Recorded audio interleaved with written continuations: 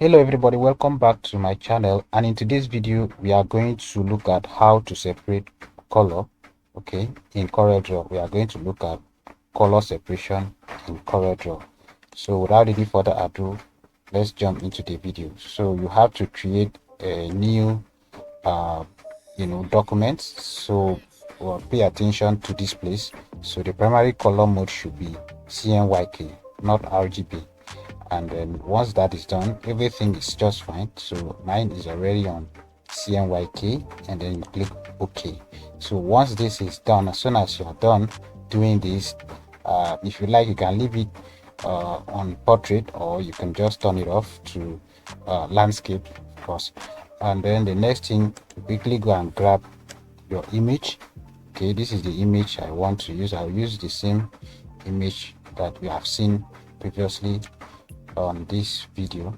So I'm going to use the same image. So you can just bring the image into your printing area. So but before you do anything else, ensure that this your duplicate distance should be on 0. All right, so you can just leave it at 0. Okay, and this is what I'm looking. Just look at this place. This is what I'm talking about. So just leave it at 0. Okay, bring it down 0, press enter your keyboard. So now once you bring this guy here, so all you need to do, you can reduce it if you want. I'm going to have a duplicate here. Then the next thing you are going to do, you are going to duplicate this. All right, so what I'm doing now, I click this particular object and I drag to the left, then I right click. You don't want to do that, Control Z. You don't want to do that, you can go to your edit, click on copy. All right, click on copy, or you click on duplicate. You go back there and click on paste. All right, so once you do that, you can just move it. But if you don't want to do that, you can equally do duplicates. So once you do duplicate, you can still have the same person here. So you can just click the two and then go to edit and duplicate it, and then all you need to do, you bring it down. Okay, bring it down here.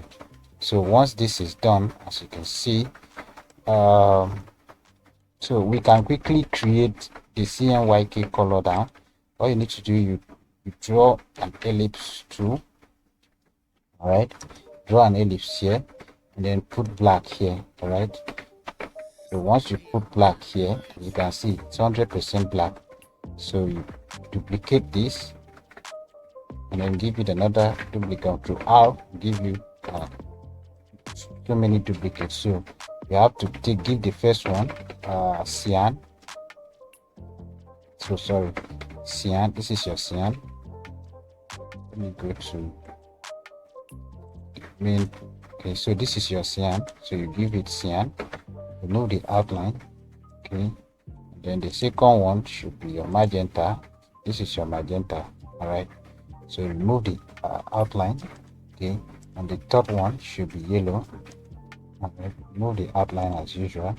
The last one is black. So you can now type CMYK like this. You want to change the font to a bigger font, it's up to you. I prefer to change it like this.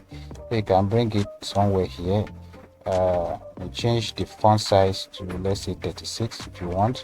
And I'm going to press Ctrl K. Ctrl K will now break this CMYK into pieces. All right, so it will be one by one. Okay, just arrange it like this. Okay, Ctrl C, Ctrl C, or just press letter C. Once you select the two, press letter C, then give this one the cyan, as you can see there, and this one the magenta, and this one yellow, and this is black. So once this is done, the reason why you are doing this, because we are going to use it to demarcate which one is cyan here, because once when we begin the process, it will look like as if everything is on grayscale. All right, well, it's not grayscale. So the next thing we are going to do, we are going to click on the first one here and then go to effects Once you click on effect, click on adjust and click on color channel mixer. Channel mixer will give you this box. All right, so once this box comes out, if I remove it from this preview, you see that this will go back to its previous color. But if I preview this, you see that it's changed to cyan. The reason why it's on black already, as you can see, it's on black, because when you look at this color mode, this is CMYK. When you look at the output is black. But the first one, we don't want the first one to be black, because we see that the first one that we have here is cyan, which is the magenta. So we are going to change this to cyan, which is the magenta. So when you look closely, when I change it to cyan, you can see that this cyan has moved to 100%. So before it was here in the middle, 0. Okay, now it's 100%. So if I change it to magenta, so the cyan has returned to 0, while the magenta went all the way to 100%. So now we want to go according to the way it's been lined up here. So the cyan comes first, so we can check the preview, is fine, and then you press or click on OK. So now we have the cyan, right? So this is our cyan.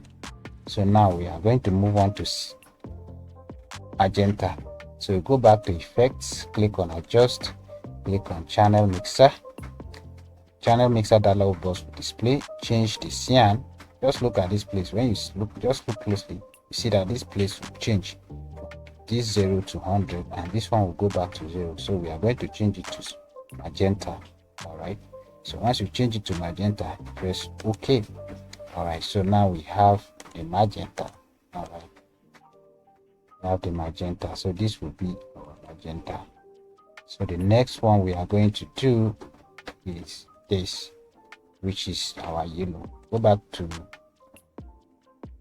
effect, adjust, for channel mixer, yellow, CMYK mode, okay. All right, and finally the black. So this is the black. So we click on effect, click on adjust, channel mixer, and then click change this yellow to black. So click on OK. So now we can now bring this black over here. All right, and then we bring this yellow over here. So obviously this is how we're able to so now look at this. We're able to separate the color. So when you look closely, the color has been separated. So now we have cyan, we have magenta, we have yellow, and we have black. So you can now go ahead and print. Right, so if you have any question, drop it right under the comment section. See you in my next video. Bye for now.